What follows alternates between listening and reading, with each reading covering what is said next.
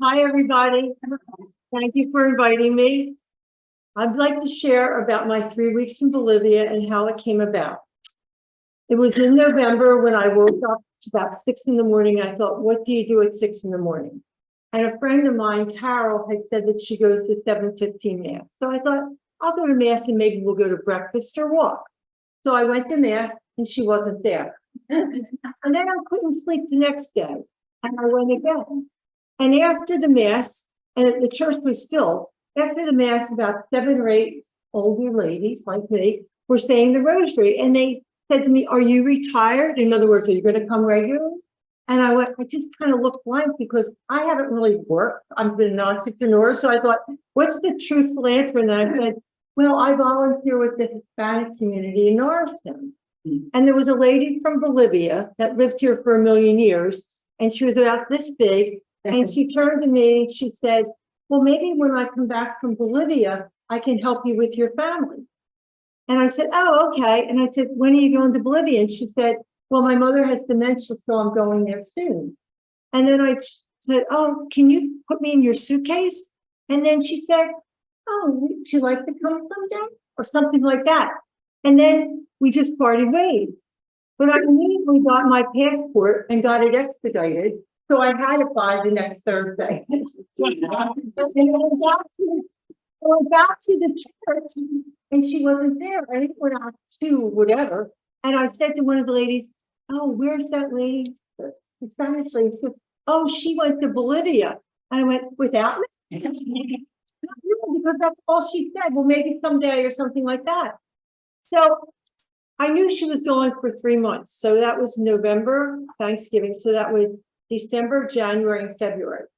So the end of February, I knew she was back. And so March 2nd, I went to the church. And now it's lit, and the whole church is filled. And I only had one mission, to find Delia. So I sat in the back of the church and all these people, and I just stand with her. I don't remember what she looked like, but she was very short. She was dark and she was Hispanic. She's not there. So then at the communion, I walked up to the midpoint because I had to check out all the people that I couldn't see from the back. And I didn't see them. And then I went to communion as pious as I could, with my eyes wide open. And I spotted a Hispanic looking person right there in the front row.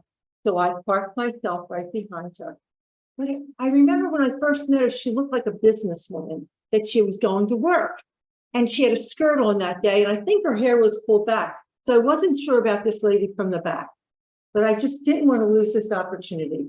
So the Mass has ended and everybody's leaving, and I see another lady that was in the retired rosary group. And I went over to her and I said, did that lady ever come back from Bolivia? And she said, oh yes, you're sitting behind her. And I ran up and I tapped her on the shoulder and I said, hi, Delia, I'm Patricia. And she said, yes. I said, how's your mother in Bolivia? And she said, oh, I have to go back in a couple of weeks. I want to spend time with her. And I said, how much is the airfare? And she said, about $8.50. And I said, how much is it like to go for a month? And she said, would you like to come? And I said, really? And she said, yeah. And I said, well, I have to know how much it would cost to stay there. And she said, well, you could stay out in El Campo, the farm with my family, which was 700 acres of sugarcane and coffee plantation. And or you could stay with my sister in her villa in the city, or it wouldn't cost you anything. And I said, you really need it? She said, well, how long do you want to come? And I said, I don't know. She said, 3 weeks. And I said, okay. So I said, I don't know how to do anything like this. And I said, can you call me and we'll do the reservation? We did the reservation. We went, but we really didn't know each other. So in my video or somewhere, I think I said I knew her for an hour, but that's a big fat lie. I knew her for 5 minutes the first time, maybe 7 minutes on March 2nd. And then I kept saying, can we go out for breakfast? You know, my friend was going, you're going where? When? With who? And my daughter, before I left, she said, Mom, I want you to come over. I'm doing a security lesson with you. I got you this thing that you put on the door of the bedroom where you're sleeping. In case anybody opens the door, it will sound an alarm. He said 911 is our area code for emergency, but in Bolivia, you dial 999. Now, I got you this other alarm. You put this inside your pocketbook. But I have this alarm for you for outside your pocketbook. Well, this went off constantly. In the airport, in the church, in their car. I didn't hook this up in their family home, of course. But my friend said, I call her my friend now. She said, "Why are you so negative?" And I said, "About what?" And she said, you have an alarm." She said, "Nobody bothers anybody in Bolivia." And I said, "But I'm staying by myself in a different house." Like at this point, they're all living in the big house, and I live about 3 minutes away by walking. And I said, "I'm kind of afraid." She goes, "Well, how much money do you have?" And I said, "Well, I brought 300. She goes, "Well, that's not much." I was like, "Why would anybody steal from you?" But I think what she meant is, well, if you lost $300, it's no big deal. Yeah. So the way the setup is we didn't even know each other. Oh, so we go to breakfast, but another lady was with us. So we really didn't talk about the trip. We talked about the lady was from India, and the lady from India said, "Oh, did you know she's a competitive ballroom dancer and dances at the embassy in Washington?" Well, because in church, she's so pious. But then I figured she was probably just thinking about ballroom dancing all the time and concentrating. So the other lady shows me a video. And here's my little Delia that's so pious in ballroom gowns like Cinderella with her husband in a tux waltzing and everything like that. So that's all I knew about her. And then I knew we were supposed to meet at the airport at 3:00. Well, she didn't say, "Do you want to ride with me?" And I didn't say, "Do you want to ride?" We didn't know each other. I didn't know anything about anything. And I went. About day 5, I was discouraged. And I felt really bad about myself. And I wrote this. And I'll tell you why I felt bad about myself.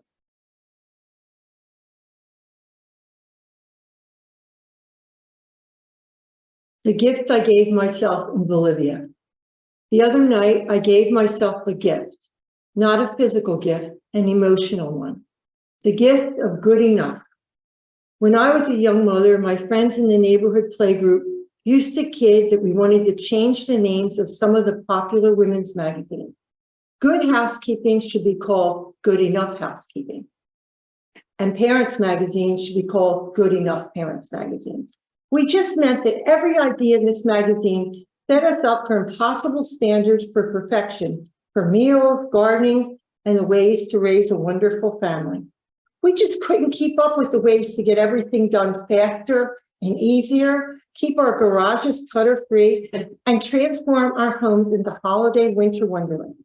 Admittedly, we did a lot of loafing around the swim club and at each other's homes. We wanted to be good enough mothers and housekeepers. A few days into the trip, I found that I really couldn't understand the conversations of the Bolivian family. They spoke so quickly and used their slang. I felt so bad. I thought I had learned a lot of Spanish on YouTube, but I was lacking my ability to participate. Testing myself online said I was at the level of beginner intermediate.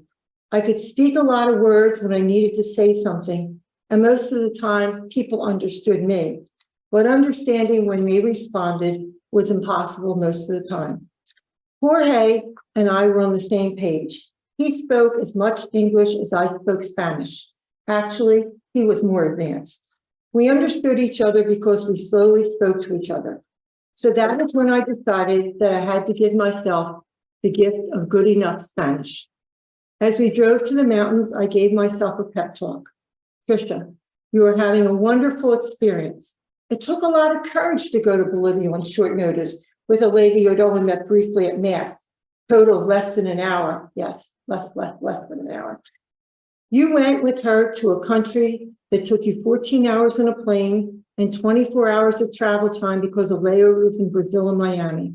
You knew nothing about the culture, lifestyle, food, accommodations, family, or even what to expect when you arrive. So just enjoy the experiences. The Spanish is not important. There was no test. Your Spanish is good enough. Woo. After that, I felt better about myself.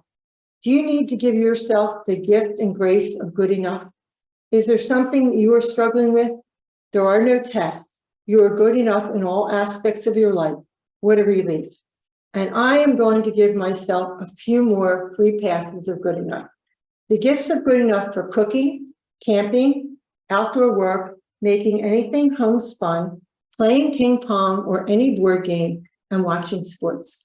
But I felt so bad. But here's what happened. I arrived, and the first day they said, watch where you walk. And I said, why? Because there were cows all over. I mean, cows right here. There was a cow in the kitchen one time. But I said, oh, why? And they said, snakes. And I said, big or little? They said, you're in South America. Anacondas, they're big, but big and little. The thing that struck me about the family out on the farm is that they ate all meals together. At 8 o'clock, we had breakfast, 7 or 8 people. Everybody came. They said a prayer before every meal. We had lunch 12. And at 3 o'clock, the family got together for a family Zoom with people from Argentina, Chicago, the city, and their own 7 or 8 people right here. And they did the Divine Mercy Chapel, which is a Catholic rosary type thing. How did this start? Remember, I don't speak Spanish, except for Delia. Delia and I could speak and that other guy. But I could see love. This family never stopped talking to each other. They never stopped loving each other. They never stopped laughing with each other. They couldn't hide that. I was with them for 3 weeks. And they had a grandmother, 94, with dementia, who wandered around, just wandered. Every single meal, everybody, all 7 or 8 people, gave her a hug. Oh, hola, mamacita, hola, mamacita. Then the reason that Zoom started is before COVID, they used to get together a lot. When COVID came, they couldn't see him. And one of the grandsons said, why don't we all call grandma at 3 o'clock? She likes the rosary. So they did that. There was 7 people, 8 people right here, and maybe 7 or 8 from, and then COVID ended, but they kept doing that for Mamacita. The village where I lived were all dirt roads. And there were chickens, there were ducks, there were rabbits, there were everything. And it was Good Friday, and they said they were going to church at 9 o'clock. Well, the church had dogs, cats, people, just a poor village. And I was waiting for the church service to start because it was 9 o'clock. And about 9:30, they're still waiting for something. And I said, can I speak? And she said, speak. And I said, okay. And I don't know what happened. I got up in front of all these Spanish village people with the cows, the dogs, the chickens, and everything all around the church. And I just started speaking in Spanish. And I see them laughing and videoing, like, where is this coming from? I don't know. I don't speak Spanish. I'm thanking them for their hospitality, telling them they're beautiful people. I saw it on a video and I said, where did those words come from? And then after the church, after I gave my talk, and then they had a little mass of some sort, then I went up and down the aisles and thanking everybody. I was like greeting them, and then everybody started clapping.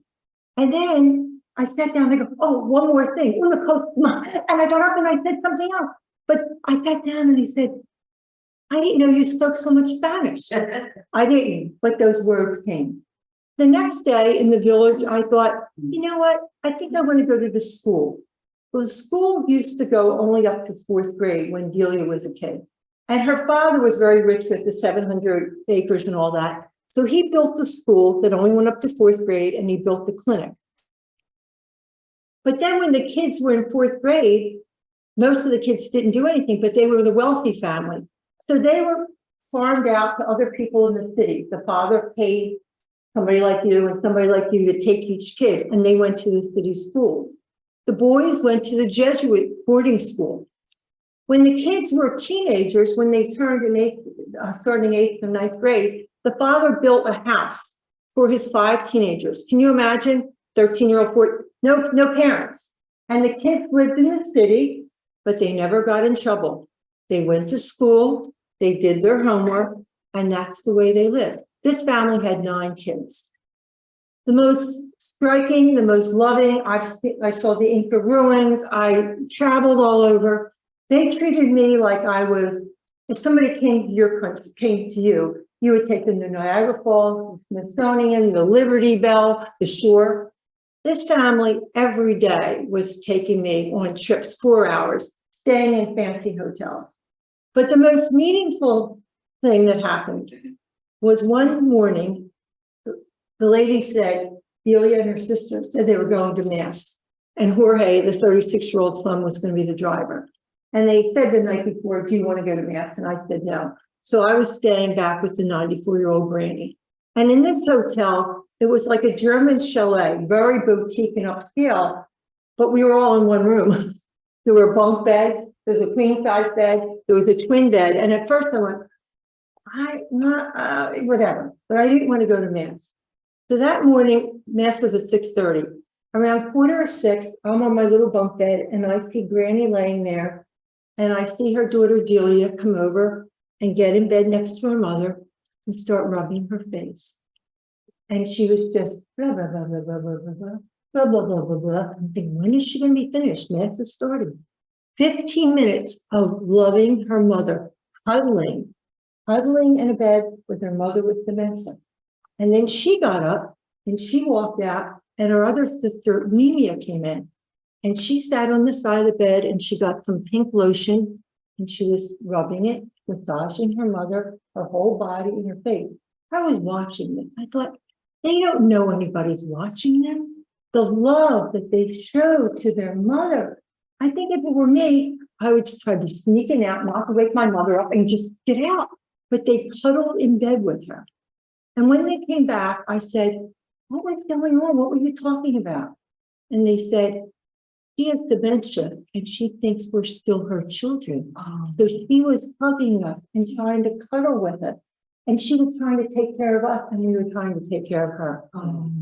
Can you imagine that love? I couldn't. It was so beautiful. So I have a video. Jennifer, can you show just a little bit about what it was like living in 3 different areas? The village where the people were very poor, the rich people, and the city people.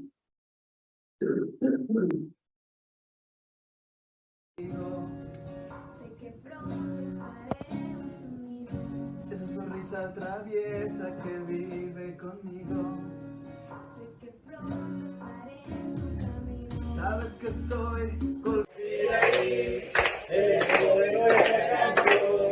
No la tenemos que regalar, solo nuestro corazón que te vamos a entregar en esta humilde canción. Que te vamos a entregar en esta humilde canción. Felicidad, felicidad, felicidad en tu corazón.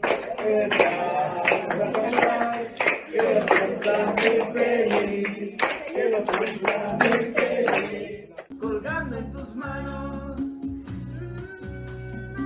no me dejes caer, sabes que estoy. In the kitchen, the cow was in the kitchen. Kindergarten. It was National Children's Day, so the rich people brought these things to the poor kids.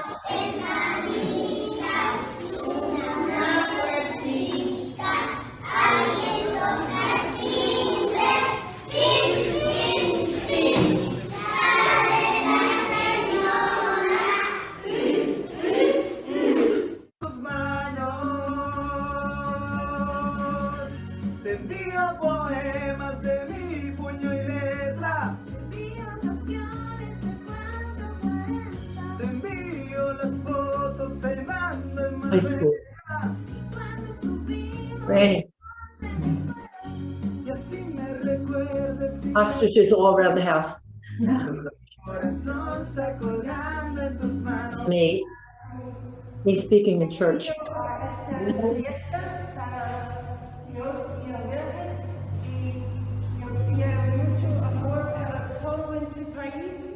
Porque este es un milagro viaje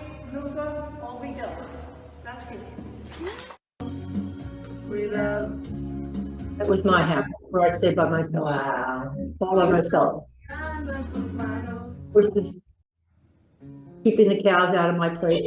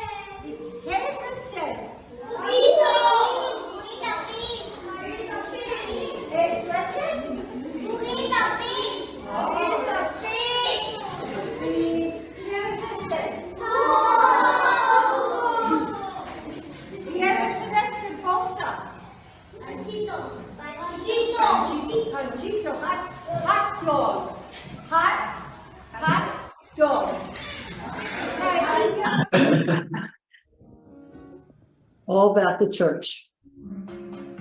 No perderé la esperanza de hablar contigo. Por aquí, aire limpio. Oh, okay. We are getting ready to go to church in this truck. I hope I'm not in the back of the truck. I don't know. Everybody, this is the family. I think there's about 8 of us going in the truck. And happy Easter to all. Happy Easter. Happy Easter. Happy first Easter in Bolivia. I miss you all on Easter. We're going to somebody's house. First we're going to Mass. We had to be here outside of the truck at 6:30 a.m. Quiero tener tu fragancia conmigo. Y esta es mi amiga Delia. Y Delia es an incarnate star en Bolivia. Pero no sé nada de Bolivia antes de la semana pasada. Sabes que estoy colgando en tus manos. Así que no me dejes caer. Sabes.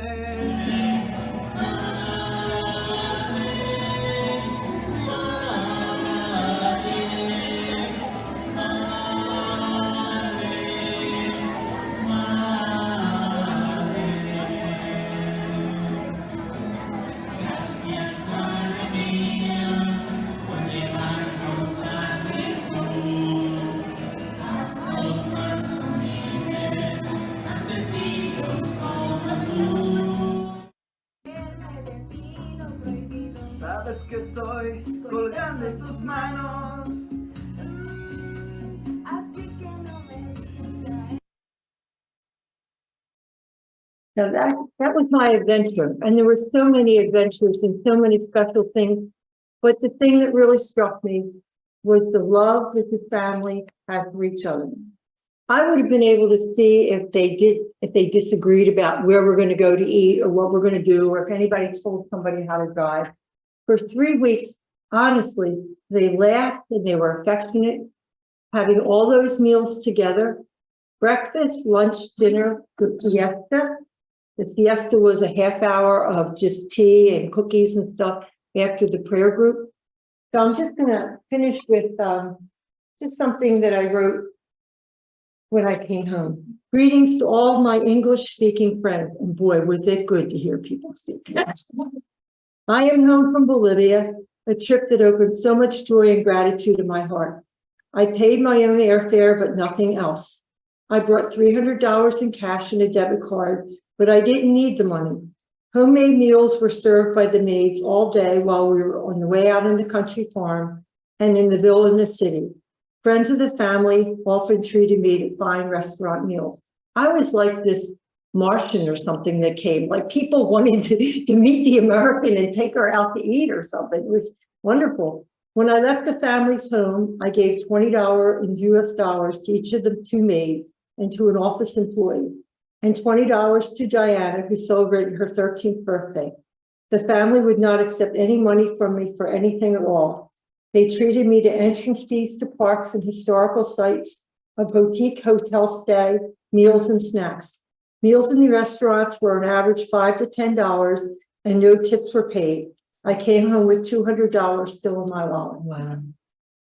I left my oh so colorful, I had 14 blouses like this that I left, oh, and jewelry. I had all these things that didn't wrinkle. So I left my oh so colorful new home, new clothes behind for the people in the village, all freshly laundered and folded. I figured they could wear them, use the material for curtains, or make clothes for the kids. I left my costume jewelry behind too, for a few new friends in Santa Cruz and ladies back in the village. 12 pretty necklaces, a few Chico brand and bracelets. On the last night, I bought jumbo lollipops and Play-Doh and gave them out to the kids who lived in the Dirt Road Village. My friend Cheryl from Minnesota gave me pretty magnets with inspirational things to give to the host family and their friends. Lori's boyfriend is a commercial pilot, looked and gave me 100 toothpaste and shampoos and everything to pass out. Shampoos, conditioners from hotels. One Bolivian lady gave me a pair of earrings, and the 13-year-old birthday girl wrote me a beautiful letter that she placed in my room, along with 3 pretty necklaces, just my style. I feel so blessed to have been immersed in a Bolivian family home, but it feels nice to be home in small town Worcester, PA. My next adventures will be closer to home, but the trip to South America was, in one word, extraordinary, with so many simple pleasures and experiences.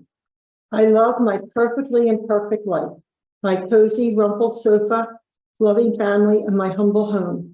I will treasure the heck of a lot of memories of a cow in their kitchen, sipping natural tea made from the leaves I picked from a fruit tree, constant bread making, ostriches on the patio, the love the family had for each other, and the absolute reverence shown to their 94-year-old mother. It was true reverence. Goodbye to Bolivia, where every moment was carefree and spectacular. Thank you to Delia for inviting me, and thank you to everyone in her family who graciously welcomed me.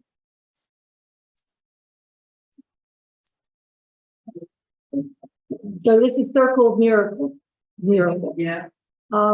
It's funny, in February, I think I was just tired of doing a lot of stuff. And I just said, I'm not doing it anymore.